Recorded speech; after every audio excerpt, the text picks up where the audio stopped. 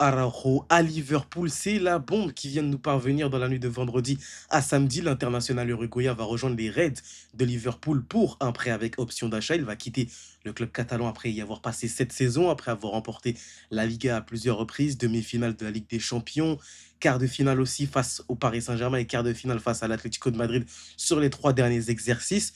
On va en parler avec Diadier. Coup de tonnerre du côté des Reds et gros coup de bonheur pour les supporters Blaugrana. Exactement, t'as tout résumé. Coup de tonnerre aussi, j'ai envie de dire, pour tous les suiveurs du foot, parce qu'on s'attendait vraiment pas à cette nouvelle. Moi, voilà, je pensais qu'Araujo allait faire encore 1 ou 2 saisons du côté du Barça. On avait eu des échos, notamment du côté de la Juventus aussi, qui était intéressé sur ce dossier, mais c'était assez cher. Donc voilà, du côté de l'Italie, c'était un peu bouché, mais c'est vrai que voilà, c'est arrivé de nulle part, mais info très surprenante. Et après, quand on se penche bien sur le dossier, je trouve que voilà, il y a quand même pas mal de bonnes choses à retenir, notamment de ce transfert du côté de Liverpool, du côté du Barça aussi. Je trouve que c'est un deal win-win-win, bon, en fait, pour les trois parties. Donc voilà, vraiment, nouvelle très surprenante. Est-ce que c'est un transfert prêt? Parce qu'on rappelle, il y a une option d'achat. Ça sera à Araujo de convaincre ou non les dirigeants Reds de fixer cette option d'achat. Est-ce que c'est un départ logique?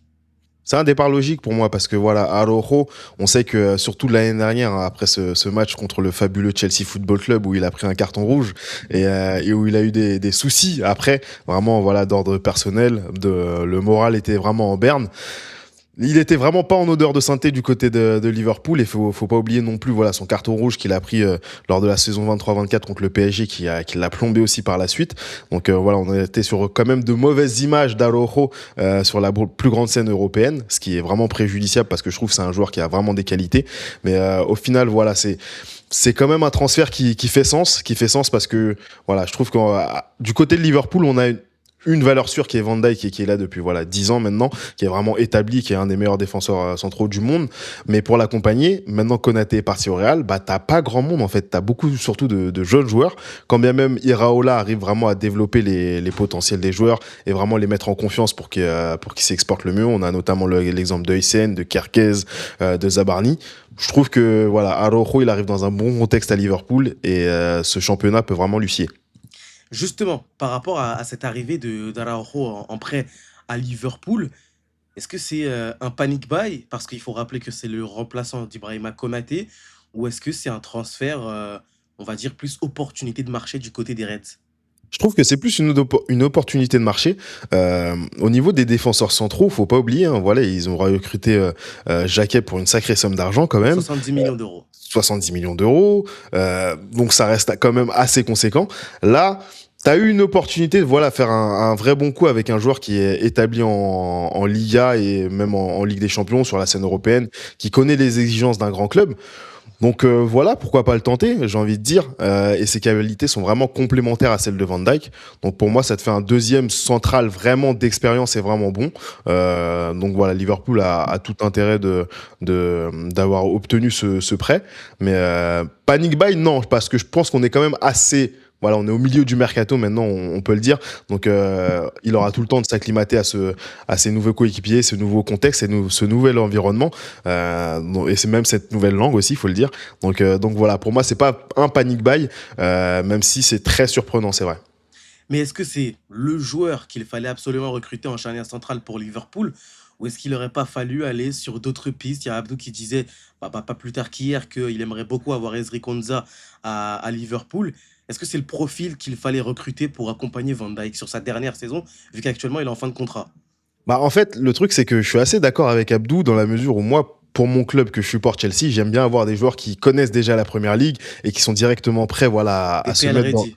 des PL ready, des mecs qui sont prêts à jouer contre des Brentford à 17h, voilà, contre des équipes bien tonus, bien robustes.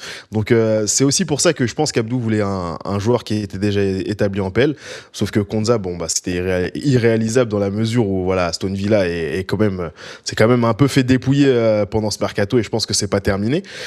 Donc voilà, ça reste quand même une très belle opportunité. Je vois pas d'autres noms parce que franchement en défense centrale, je trouve que au niveau européen, c'est assez bouché quand même et t'as quand même voilà, un très grand défenseur en la qualité de Van Dijk.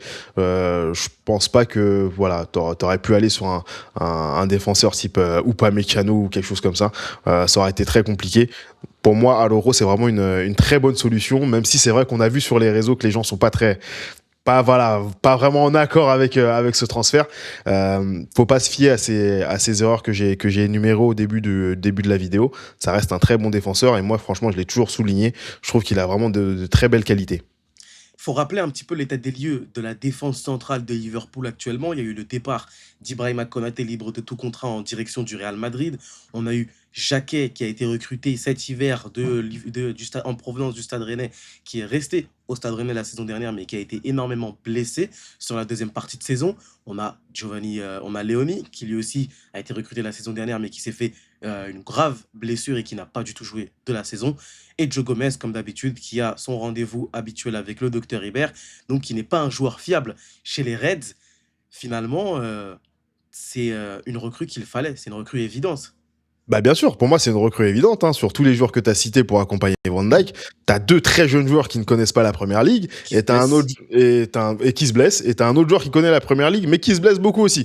Donc forcément, pour moi Et Van Dijk là qui est vieux. et Van Dijk qui commence à se faire vieux un peu, tu vois, donc c'est assez compliqué, sachant que l'année prochaine, t'auras beaucoup de compétitions à jouer. Et je pense que Liverpool veut faire une bien meilleure saison que le piètre exercice 25-26 qu'ils ont Cinquième de connu. première ligue. Cinquième de première ligue, éliminé en Ligue des Champions, voilà, de manière très très facile par le PSG, 4-0 sur l'ensemble des deux matchs. Donc voilà, faudra aller de nouveau, voilà, battre le fer et aller essayer de concurrencer le sommet de la première ligue et même en coupe et en Ligue des Champions, parce que c'est là que Liverpool doit se situer. Et pour moi, Araujo, ça reste quand même une très très bonne recrue, sachant qu'il peut aussi dépanner à droite. On l'a déjà vu notamment sous Xavi et aussi sous plusieurs classicos évoluer à ce poste et même bien me maîtriser quand même Vinicius.